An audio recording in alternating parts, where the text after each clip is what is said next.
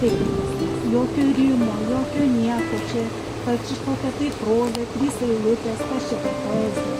Na tiesiog pagavus smalsumą, bet toks grožis, nu tiesiog jauti, nes tikrai tam tų klasikų parašyti tie vaikai yra tikrai nuostabus.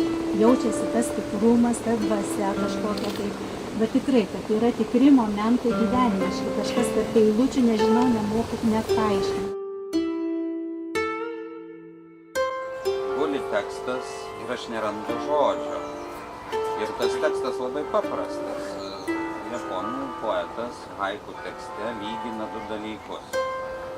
Lygina pirmąjį kregždžiuko skrydį, įsiklauso kaip plazda to mažo kregždžiuko, kuris iš lizdelio pirmą kartą pradeda skristi, kaip jo tie sparneliai plazda, tas plazdėjimo garsas. Ir kitom tas antipodas jo yra žuvis skraiduolė.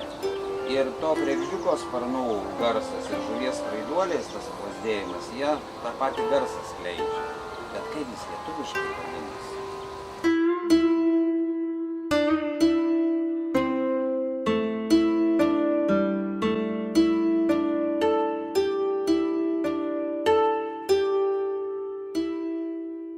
Tai vat jūs dabar paplaukėjot valtimi, paskaitėt Treilių, diena graži, antytės, varpas skamba, kirlijonas, kažkas vaikšto, kažkas kalba.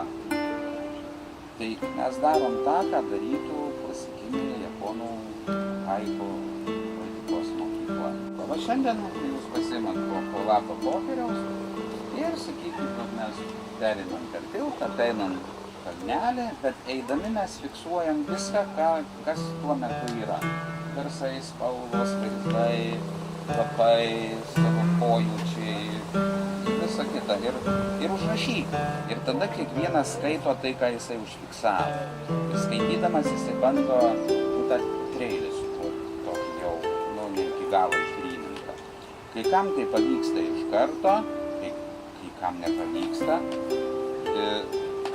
Kai kada jie perskaitytą treilį aptarinėja, va tą mintį aptarinėja, vaizdą, tą nuojautą kokia buvo.